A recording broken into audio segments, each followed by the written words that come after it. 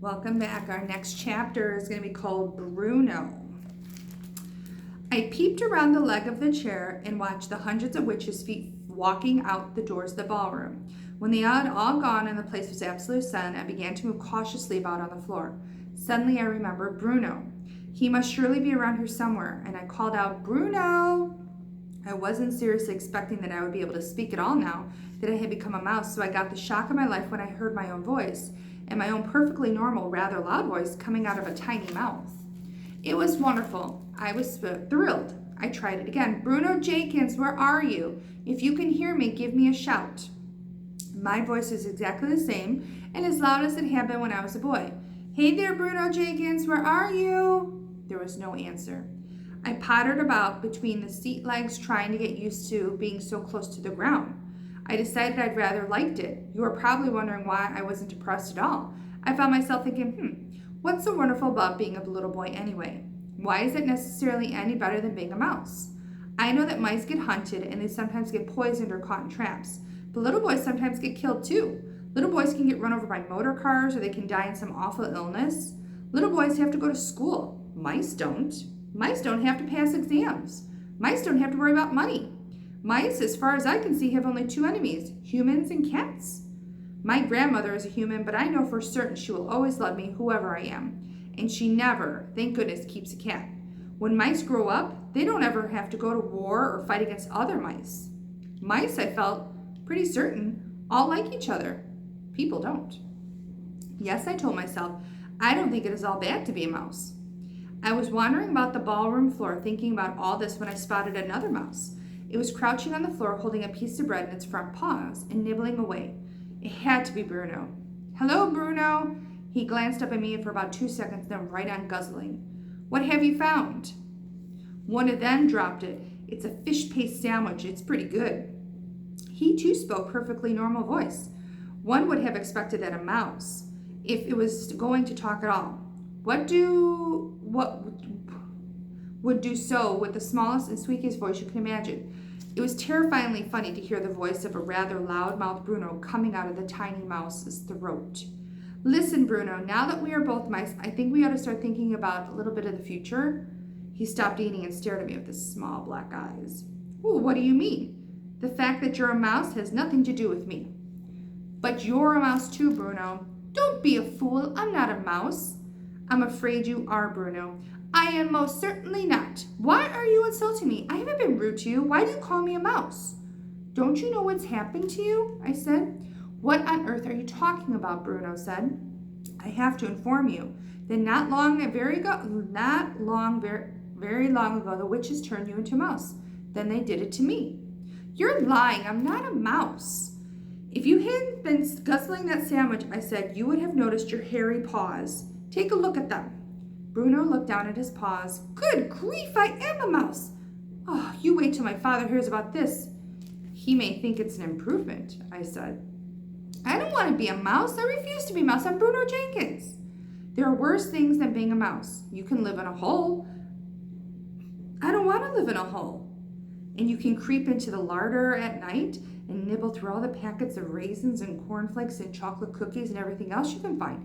And you can stay there all night eating yourself silly. That's what mice do." Now that's a thought. "But how am I going to open the door of the fridge to get into the cold chicken and all the leftovers?" "That's something I do every evening at home." "Maybe your rich father will get you a special little mouse fridge all to yourself, one that you can open." "You say a witch did this to me?" "Which witch?" "The one who gave you the chocolate bar in the hotel lobby. Don't you remember?" "The filthy old cow? I'll get her for this. Where is she? Who is she?" "Forget it. You don't have a hope. Your biggest problem at the moment is your parents. How are they going to take this? Will they treat you with sympathy and kindness?" "I think that my father is going to be a bit put out.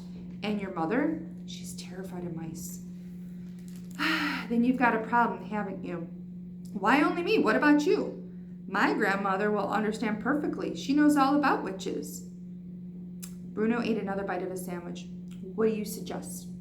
"I suggest first of all we go back and consult with my grandmother. She'll know exactly what to do." I moved toward the doors, which were standing open. Bruno, still grasping part of the sandwich in one paw, followed after me. When we get out into the corridor, we're going to have to run like mad. Stick close to the wall all the way and follow me. Do not talk. Do not let anyone see you. Don't forget that just about anyone who catches sight of you will try to kill you." I snatched the sandwich out of his paw and threw it away. "Here we go. Keep behind me." As soon as I was out of the ballroom, I took like a flash. I streaked down the corridor, went through the lounge and the reading room and the library and the drawing room and came up the stairs. I went jumping quite easily from one to the other. "Are you with me, Bruno?" "I'm right here." My grandmother's room and my own room were on the 5th floor. It was quite a climb, but we made it without a single person on the way because everyone was using the elevator. And on the 5th floor, I raced along the corridor to the door of my grandmother's room. A pair of her shoes were standing outside the door to be cleaned. Bruno was alongside me. "What do we do now?" he said. Suddenly I caught sight of the chambermaid coming down the corridor toward us. I saw at once that she was the one who had reported me to the manager for keeping the white mice. Not therefore the sort of person I wanted to meet in my present condition. "Quick, hide in one of those shoes." I hopped into one shoe and Bruno hopped into the other. I waited for the maid to walk past us, but she didn't. When she came to the shoes, she bent down and picked them up. In doing this, she put her right hand inside the one I was hiding in. And when one of the fingers touched me, I bit it. It was silly to do, but I did instinctively without thinking. The maid let out a scream that must have been heard by ships far out of the English Channel, and she dropped the shoes and ran like wind down the corridor. My grandmother's door opened. "What on earth is going on here?" she said. I darted between her legs into her room, and Grandma followed me. "Close the door, Grandmama, hurry!" She looked around and saw 2 small brown mice on the carpet. "Please close it," I said, and this time she actually saw me talking and recognized my voice. She froze and became absolutely motionless. Every part of her body, her fingers, her hands, her arms, her head became suddenly stiff like a marble statue. Her face turned even paler than marble, and her eyes stretched so wide I could see the whites all around them. Then she started to tremble. I thought she was going to faint and fall over. "Please close the door quickly. That awful maid might come in." She somehow managed to gather herself together enough to close the door. She leaned against it, staring down at me, white-faced and shaking all over. I saw tears began to come out of her eyes and dribbling down her cheeks. "Don't cry, Grandmama. Things could be a lot worse. I did get away from them. I'm still alive, and this is Bruno." Very slowly, she bent down and picked up with one hand, and then she picked up Bruno with the other hand and put us both on the table. There was a bowl of bananas in the center of the table, and Bruno jumped straight into it and began tearing away with his teeth and one of the banana skins to get into the fruit inside. My grandmother grasped the arm of the chair steadily herself. "Sit down here, Grandmama." And here's a picture of the maid with the shoes, and she got bit. She collapsed into her chair. "Oh, my darling, my sweet darling, what have they done to you?" "I know what they've done, Grandmama, and I know what I am, but the funny thing is that I honestly don't feel especially bad about it. I don't even feel angry. In fact, I feel rather good. I know I'm not a boy any longer, and I never will be again, but I'll be quite all right as long as there's always you to look after me." I was not trying to console her. I was trying to be absolutely honest about the way I felt. You may think it odd that I wasn't weeping myself. It was odd. I simply can't explain it. "Of course I'll look after you. That was a boy called Bruno Jenkins. They got him first." My grandmother took a long black cigar out of the case of her handbag and put it in her mouth. Then she got out a box of matches and she struck a match, but her fingers were shaking so much that the flame kept missing the end of the cigar. When she got it lit at last, she took a long pull and sucked in the smoke. That seemed to calm her down a bit. "Where did it happen? Where is the witch now? Is she in the hotel?" "Grandmama, it wasn't just me. It's hundreds. They're all over the place. They're right here in this hotel this very moment." She leaned forward to me and stared. You don't actually mean. You don't mean to tell me they're holding the annual meeting right here in this hotel?" "They've held it, Grandmama. It's finished. I heard it all. All of them, including the Grand High Witch herself downstairs now. They're pretending they're the Royal Society for the Prevention of Cruelty to Children.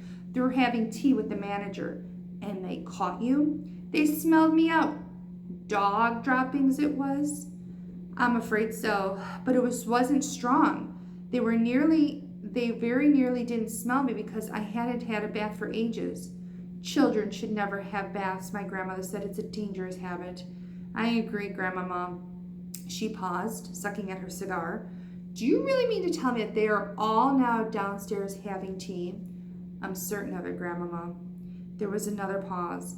I could see the old glint of excitement slowly coming back into my grandmother's eyes, and all of a sudden she sat up straight in her chair. Tell me everything, from the beginning, and please hurry. I took a deep breath and began to talk. I told about going to the ballroom, hiding behind the screen to do my mouse training. I told about the notice saying Royal Society for the Prevention of Cruelty to Children. I told her all about the women coming in, sitting down, all about the small woman who appeared on the stage and took off her mask. But when it came to describing what her face looked like underneath the mask, I simply couldn't find the right words. It was horrible, Grandmama. Oh, it was horrible. It was something that was going rotten. Go on, don't stop, she said. Then I told her about the others taking off their wigs, their gloves, their shoes, and how I saw before me a sea of baldy, pimply heads, and how the women's fingers had little claws and how their feet had no toes. My grandmother had come forward now in her armchair so that she was sitting right at the edge. Both her hands were cupped over the gold knob of the stick that she always used for walking, and she was staring at me with her eyes. Then I told her how the Grand High Witch had shot out the fiery white sparks, and how they turned one of the winches into a puff of smoke. I heard about that, but I never quite believed it. You are the first non-witch ever see it happening. It is the Grand High Witch's most famous punishment. It is known as getting fried, and all the other witches are petrified of having it done to them. I am told that the Grand High Witch makes it a rule to fry at least one witch at the meeting. She does it in order to keep the rest of them on their toes. They don't have any toes, Grandmama. I know they don't, my darling, but just please go on. So then I told my grandmother about the delayed action mouse maker, and when I came to the bit about turning all the children of England to mice, she actually leaped out of her chair shouting, I knew it! I knew they were brewing up something tremendous. Well, we've got to stop them. She turned and stared at me. You can't stop witches. Just look at the power the terrible Grand High Witch has in her eyes alone. She could kill any one of us at any time with those white sparks of hers. You saw it yourself. Even so, Grandmama, we still got to stop her from turning all the children of England into mice. You haven't quite finished. Tell me about Bruno. How did they get him? So I described how Bruno Jenkins had come in and how I actually seen him with my own eyes being shrunk into a mouse. My grandmother looked at Bruno, who was guzzling away at the bananas. Does he ever stop eating? Never. Can you explain something to me, Grandmama? I'll try. What is it you want to ask me, my darling? The thing I don't understand is how Bruno and I are still able to talk and think just as we did before. I think it's quite simple. All they've done is shrink you and give you 4 legs and a furry coat, but they haven't been able to change you into a 100% mouse. You are still yourself in everything except your appearance. You still got your own mind and your own brain and your own voice, and thank goodness for that. So I'm not really an ordinary mouse at all. I'm sort of a mouse person. Quite right. You're a human in a mouse's clothing. You're very special.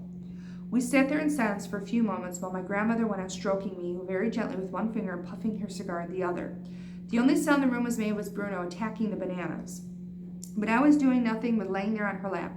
I was thinking like mad. My brain was whizzing as it had never whizzed before. Grandmama, I may have an idea. Yes, my darling, what is it?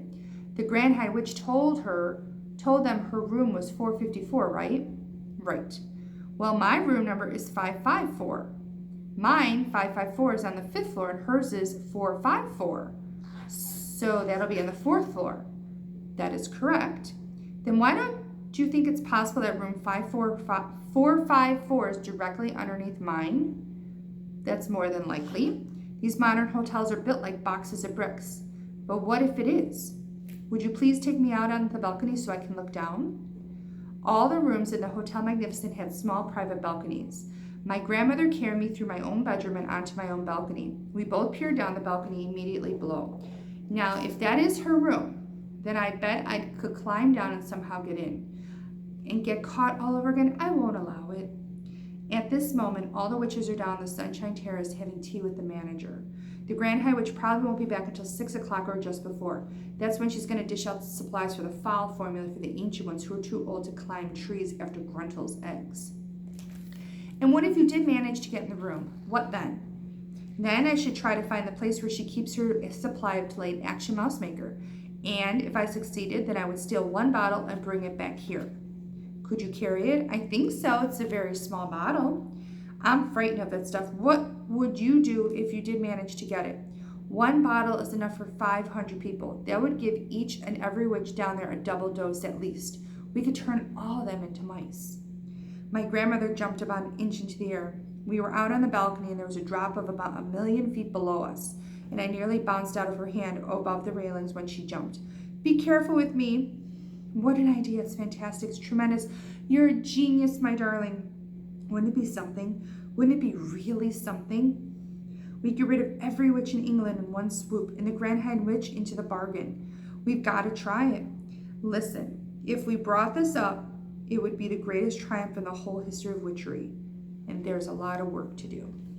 We're going to stop here, continue with the next videos next time, all right? Thank you for listening and watching. Take care.